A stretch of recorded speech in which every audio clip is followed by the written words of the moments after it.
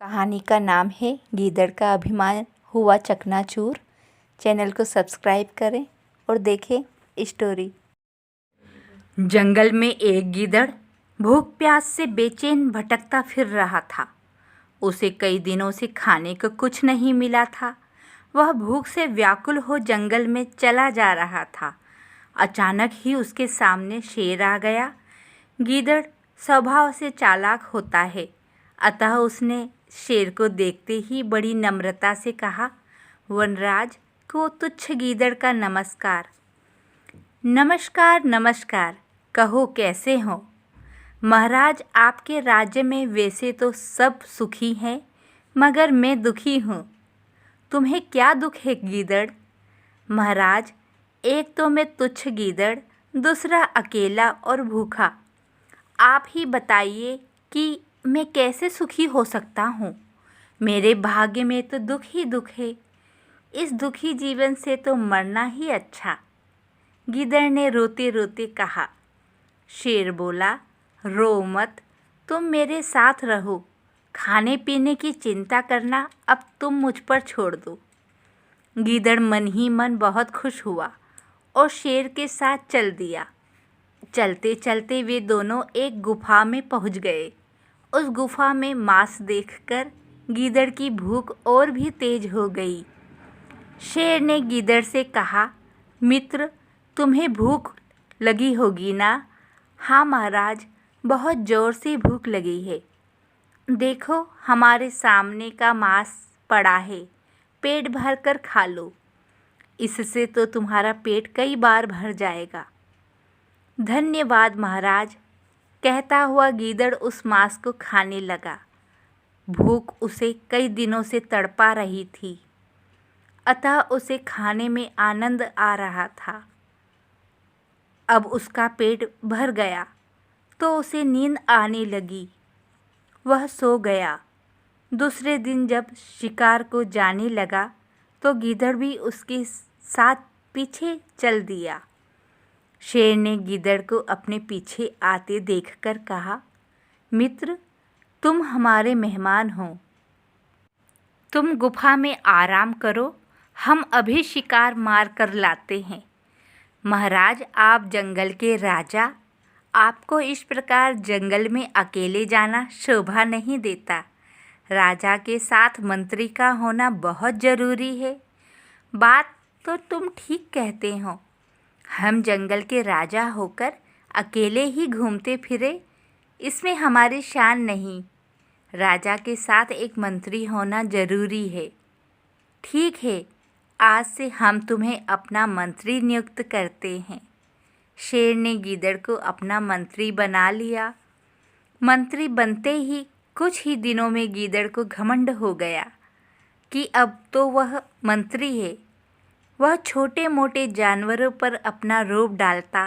वे बेचारे उसकी शक्ल देखते ही सहम जाते। एक दिन गीदड़ ने को बुलाकर शेर ने कहा, देखो मंत्री जी, तुम कल से सामने वाली पहाड़ी पर पहरा देना और मुझे बताते रहना कि उधर से कोई शत्रु तो नहीं आ रहा। महाराज, आप मुझे कोई संकेत बताइए जिससे मैं शत्रु के आने पर सूचित कर दूं। शत्रु को देखते ही तुम जोर से आवाज़ लगाना। तुम्हारी आवाज़ सुनते ही मैं उसको मार दूंगा। उस शिकार से पहले मैं अपना पेट भरूंगा, बाकी जो बचेगा वह तुम्हारे काम आएगा। जैसी महाराज की आज्ञा। मैं तुरंत ही इस कार्य के लिए जाता हूँ। गीदड़ उस पहाड़ी पर चला गया और चारों ओर चौकन्ना हो नजरें दौड़ाने लगा। थोड़ी देर बाद उसे एक हाथी आता दिखाई दिया। उसने शेर को तुरंत उसके आने की सूचना दी और कहा, महाराज, एक खूनी हाथी आपके क्षेत्र में घुस आया है। उसके इरादे नेक नहीं लगते। यह सुनकर शेर को बहुत गुस्सा आ गया। वह अपनी पूरी शक्ति से दहाड़ा। उसकी आंखें एकदम लाल हो गई। उसकी भयंकर गरज को सुनते ही जंगल के छोटे मोटे जानवर जान बचाने के लिए भाग खड़े हुए। शेर तेजी से उस पहाड़ी पर भागा और कुछ ही देर में वह गीदड़ के पास पहुंचा। शेर ने हाथी को देखते ही उस पर बिना सोचे समझे प्रहार कर दिया। हाथी ने भी ऐसी चिंगाड़ मारी कि सारा जंगल कांप गया। फिर दोनों में घमासान युद्ध होने लगा, किंतु हाथी कब तक शेर का मुकाबला करता। अंत में शेर ने उसे मार गिराया और बड़े मज़े से उसका मांस खाने लगा। कई दिनों के पश्चात उसे हाथी का मांस खाने को मिला था। शेर हाथी का लजीज मांस खा रहा था और गीदड़ उसे ललचाई आंखों से देख रहा था। वह मन ही मन सोच रहा था कि कब शेर हटे और उसे खाने को मांस मिले। कुछ देर बाद शेर का पेट भर गया। उसने अपनी जीभ और मूछें साफ करते हुए गीदड़ से कहा, अब हम चलते हैं मंत्री जी, अब तुम भी अपनी भूख मिटा लो। उसके जाते ही गीदड़ हाथी के शव पर टूट पड़ा। थोड़ी देर में ही उसका पेट भर गया। भरपेट खाने के बाद अब वह मोटा हो गया और थोड़े ही दिनों में गीदड़ का रंग ढंग बदल गया। जब वह जंगल में निकलता तो छोटे जानवर उसे देखकर डरकर भागने लगते। वह अपने आप को अब अधिक शक्तिशाली समझने लगा था। उसे अब शेर के सहारे की ज़रूरत महसूस नहीं हो रही थी। एक दिन उसके मन में विचार आया, अब मुझ में इतनी शक्ति आ गई है कि मैं हाथी को मार सकता हूँ, इसलिए अब मैं शेर की जूठन क्यों खाऊं?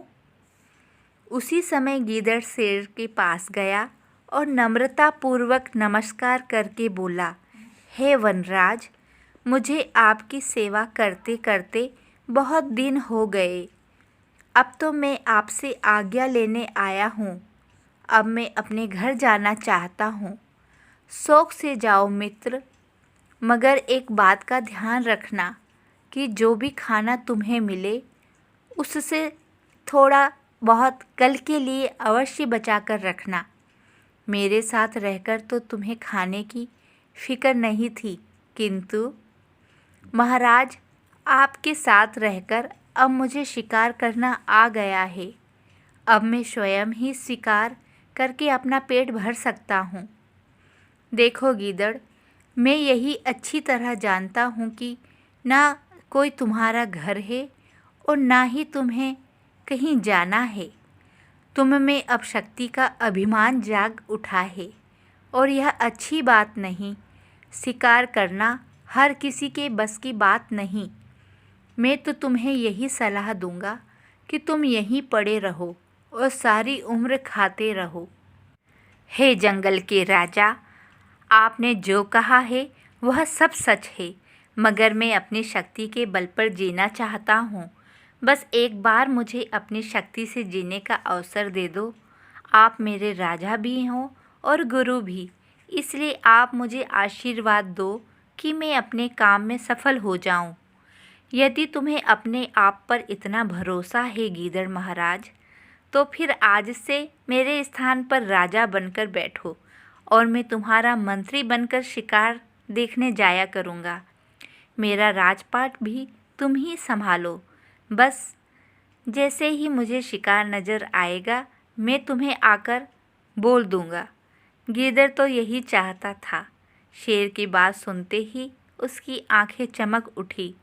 थोड़ा हिचकिचाते हुए वह बोला, ठीक है महाराज, यदि आप कहते हैं तो ऐसा ही सही। इस प्रकार मेरी परीक्षा भी हो जाएगी। ठीक है, अब मैं शिकार की तलाश में पहाड़ी की ओर जाता हूँ, कहकर शेर पहाड़ी की तरफ चल दिया और गीदड़ ठाठ से जमकर उसके सिंहासन पर बैठ गया। इस समय उसे बहुत खुशी हो रही थी। आज एक शेर उसका मंत्री है, सेवक है और वह मालिक। इसी एहसास ने उसे पागल बना दिया।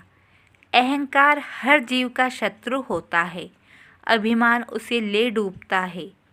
उधर शेर पहाड़ी पर बैठा दूर से आने जाने वाले जानवरों को देख रहा था। उसे भी जीवन में पहली बार शांति मिली थी। आज उसे कोई शिकार नहीं करना था। आज से तो शिकार करने का काम गीदड़ ही करेगा। तभी शेर ने देखा कि एक हाथी उधर ही आ रहा था। स्वभाववश शेर उस पर आक्रमण करने के लिए दौड़ा, मगर अचानक ही उसे याद आ गया कि आज से तो मुझे शिकार नहीं करना, यह काम तो गीदड़ का है। शेर दौड़ा दौड़ा गुफा के पास आकर बोला, महाराज उठो, शिकार आया है। हाथी, क्या कहा? हमारा शिकार आया है? अरे हम महाराज हैं, हमारा काम ही शिकार खेलना है। चलो मंत्री, हम चलते हैं। यह कहते हुए गीदड़ शेर की भांति दहाड़ने लगा। चलो मंत्री जी, तुम हमारे पीछे आओ, हम तुमसे पहले वहाँ जाकर उस हाथी का कल्याण करते हैं। गीदड़ को अपने आप पर पूरा भरोसा था कि हाथी को पल भर में मार गिराएगा। आखिर यह शेर भी तो उससे ऐसे ही मारता था। हाथी पहाड़ी पर खड़ा चिंगाड़ रहा था। उधर गीदड़ भी उसे देखकर दहाड़ने लगा। उसने हाथी के सामने पहुंचकर एक लंबी छलांग लगाई और हाथी पर आक्रमण कर दिया। वह शेर के अनुसार कार्य कर रहा था। हाथी ने एक गीदड़ को अपने ऊपर आक्रमण करते देखा तो उसका क्रोध भड़क गया। एक गीदड़ की यह मजाल कि हाथी पर आक्रमण करे, बस फिर क्या था। उसने गीदड़ को अपनी सूंड में लपेटकर ऊपर उठाया, फिर धरती पर पटक दिया। जैसे ही गीदड़ उठने लगा तो हाथी ने अपना पाँव उसके पेट पर रखकर सदा के लिए सुला दिया। शेर दूर खड़ा हंस रहा था। हंसते हंसते उसने कहा, मूर्ख, बेमौत मारा गया। स्टोरी अच्छी लगी हो तो चैनल को सब्सक्राइब करें और वीडियो को लाइक करें। Thank you.